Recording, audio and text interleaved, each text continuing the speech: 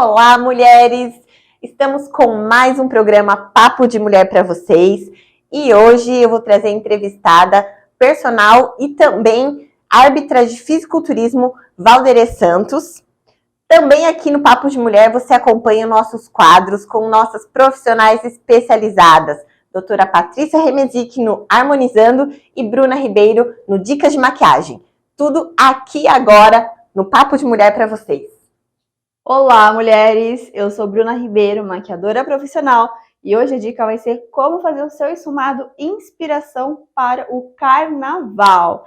Já estamos nessa época de muitas festas e eu já vou me antecipar com vocês deixando essa inspiração.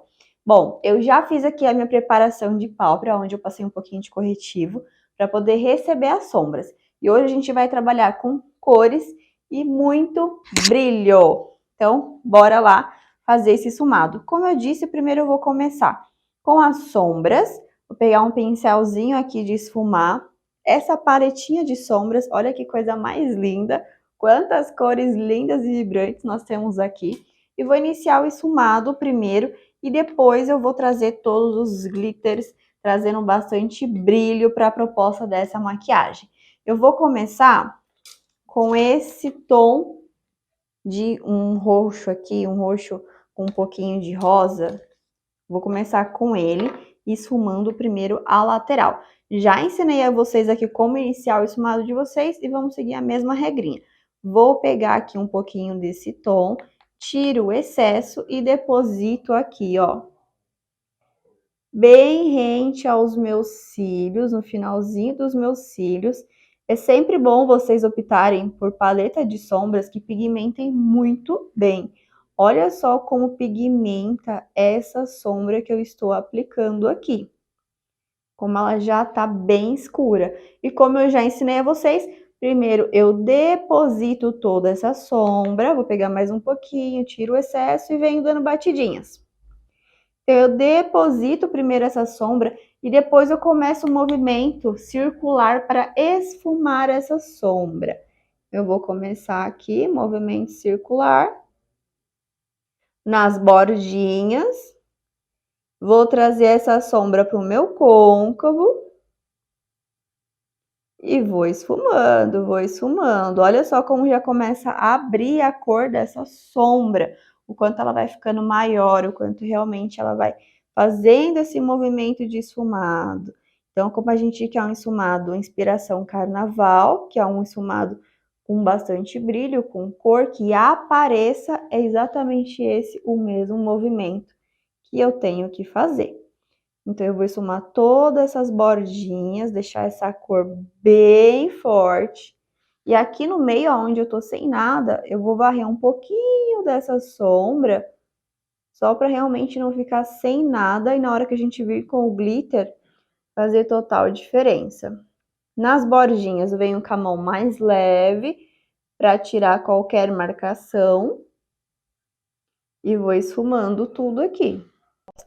Para colar esses glitters, eu vou usar uma colinha apropriada para glitter. Vou colocar aquela no dorso da minha mão e fazer essa aplicação. Sempre precisa de colinha para glitter da sua preferência para fazer a colagem dos glitters. Então, aplico aqui no dorso da mão, vou dar batidinhas e espalhar em toda a pálpebra, na parte onde está sem sombra, para a gente depositar todos esses glitters. Eu vou deixar misturado esses tons. Ó, vou depositar aqui, dando batidinhas com a minha mão mesmo.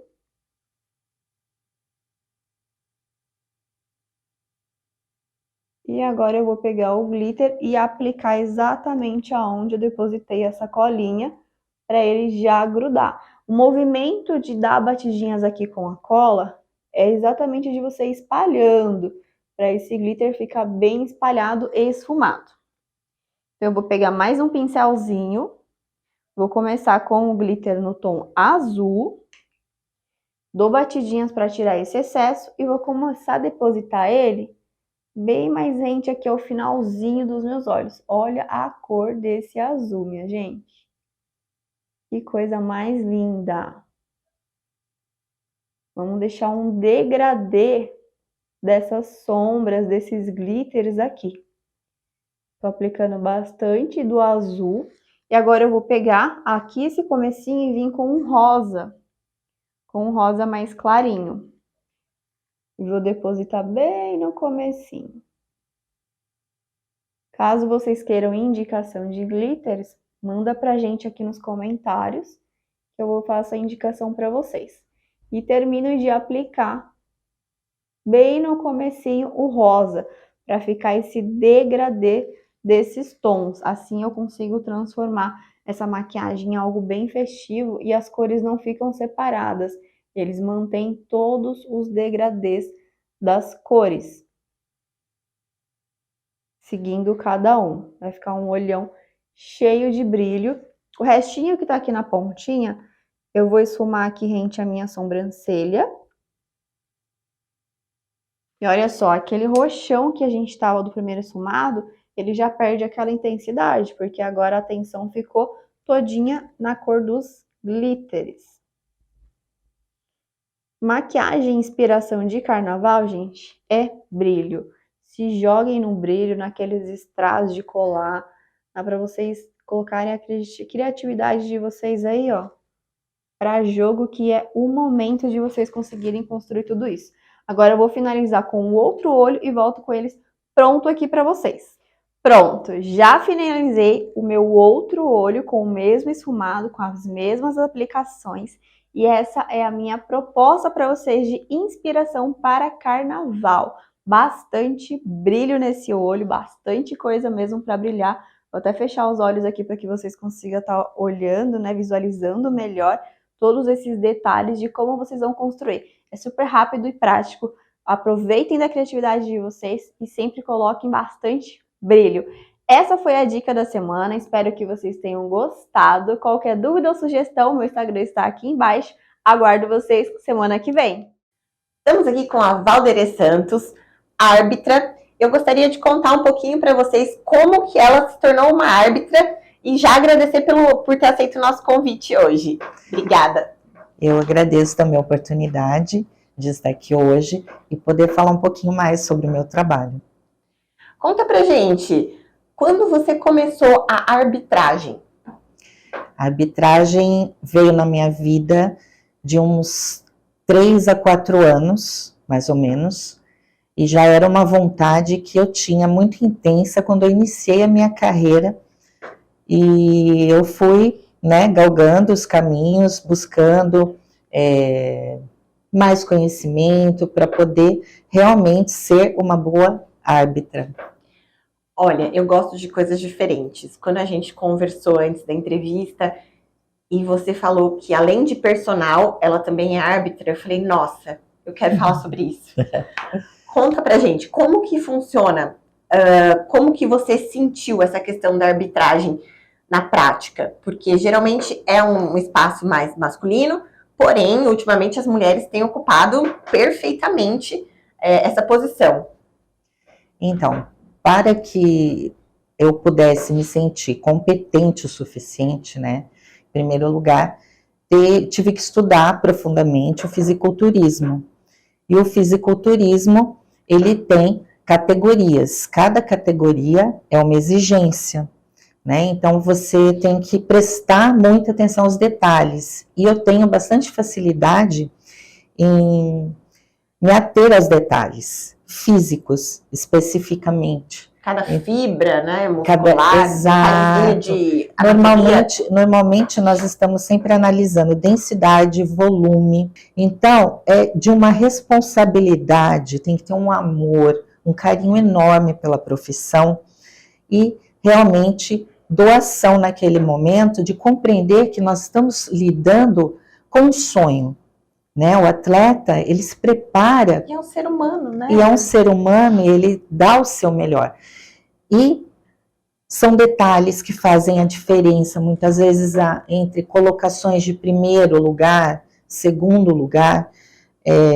Você fica ali entre 2 ou 3 atletas, onde determinado detalhe que um deles vai ter, que vai definir a colocação.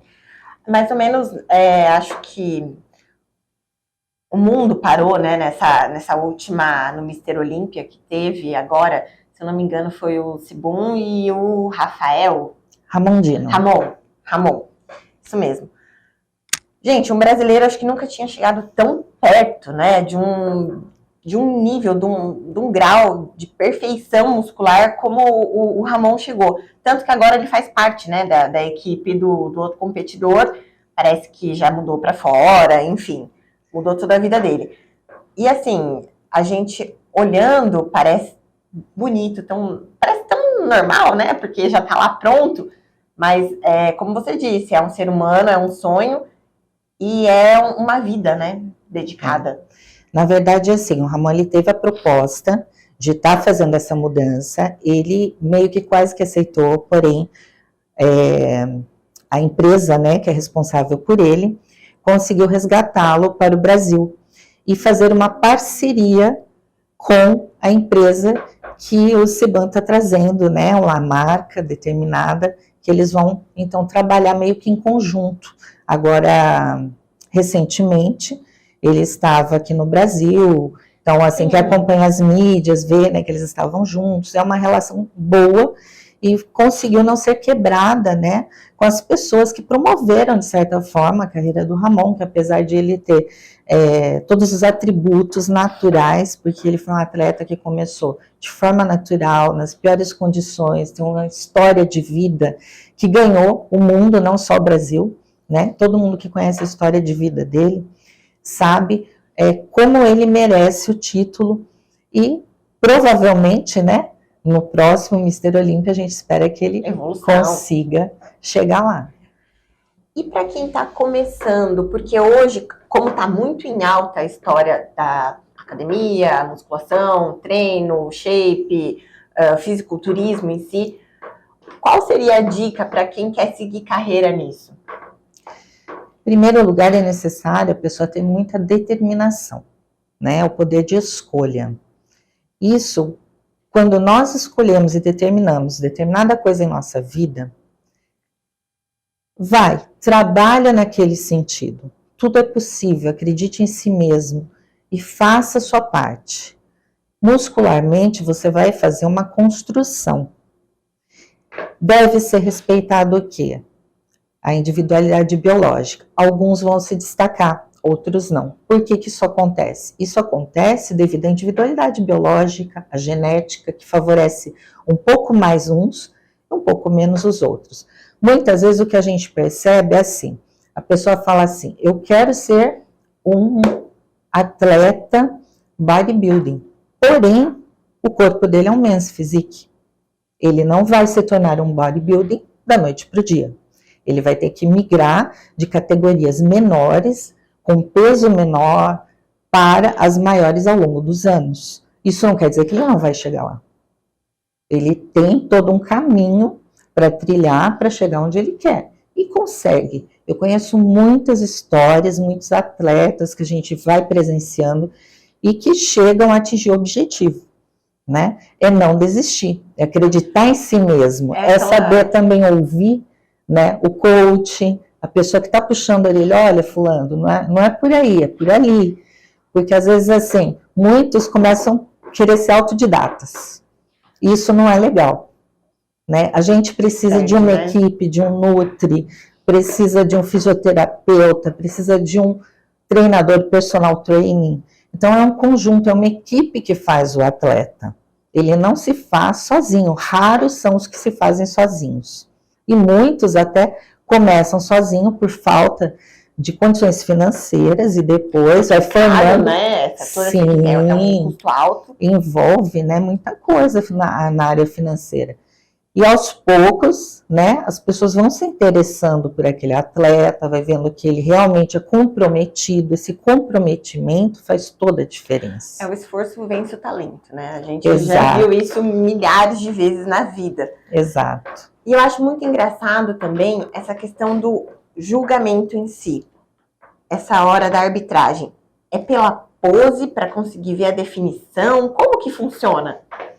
Então, cada categoria também é exigido determinada coisa, mas o que prima em todas elas é a pose, né? Então, as poses que vão determinar para nós o desenho muscular, aquela simetria, aquela harmonia.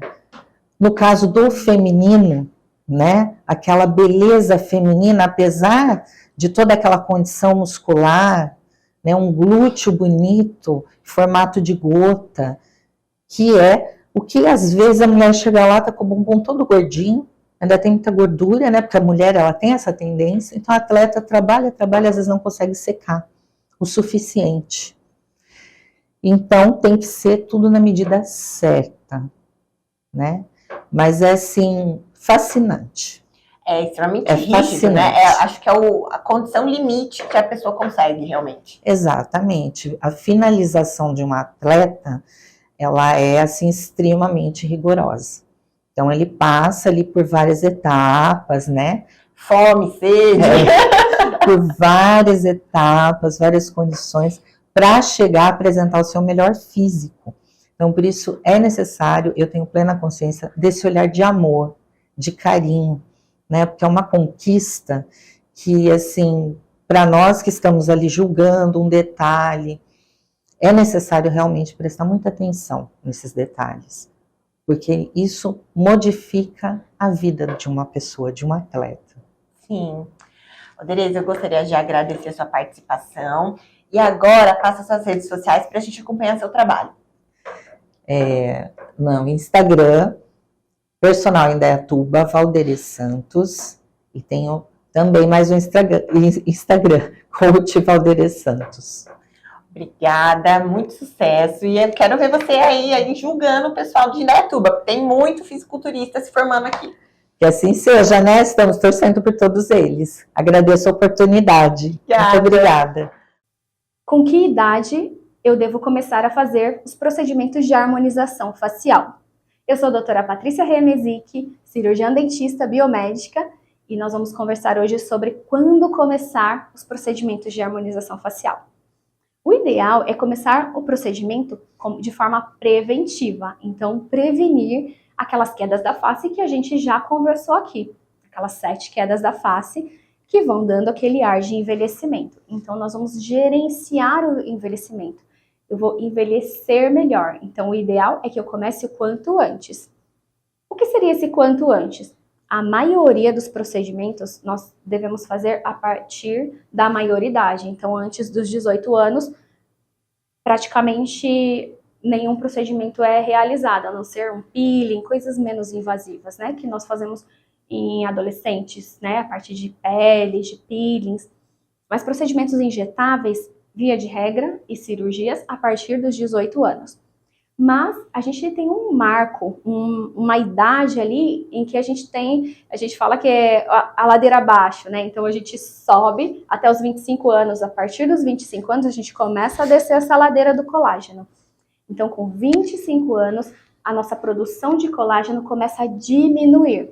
Não quer dizer que a gente pare de produzir, mas a produção é menor. Então a partir dos 25 anos é ideal que a gente comece alguns procedimentos de forma preventiva.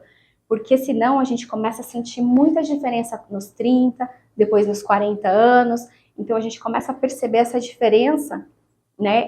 Essa queda da face, uma flacidez, algumas rugas, geralmente a partir dos 30 ou 40 anos que a gente percebe. Mas a produção de colágeno desacelera a partir dos 25 anos. Então é ideal que nessa fase a gente comece pequenos procedimentos, menos invasivos, preventivos, coisas que vão estimular colágeno, diminuir a rapidez na produção de rugas. Então, nós podemos fazer, por exemplo, peelings, microagulhamento, alguns equipamentos, né, de laser, de alguns equipamentos que estimulem a produção de colágeno, a toxina botulínica, que também ela é uma aliada na prevenção de rugas estáticas, como a gente já falou aqui também. Então, a partir dos 25 anos, a gente já fica alerta e já começa a fazer esses procedimentos. Porque quando a gente faz de forma preventiva, a gente faz menos procedimentos e usa menos material. Além de serem procedimentos mais simples, o valor também acaba sendo menor, né? Como tudo na vida, né? Prevenir é mais barato do que remediar. Então, se você começa a fazer procedimentos de forma preventiva, você já envelhece melhor, e gastando valores mais suaves do que se você tiver que corrigir as rugas no futuro. Se você tiver alguma dúvida, quer saber mais sobre esse assunto, manda sua mensagem e a gente se vê aqui no Papo de Mulher na semana que vem. Papo de Mulher de hoje está chegando ao fim. Espero que vocês tenham gostado. Continue seguindo, curtindo e compartilhando o nosso programa com seus amigos, com a sua família, porque semana que vem tem mais um Papo de Mulher para vocês e eu espero vocês até lá. Beijo!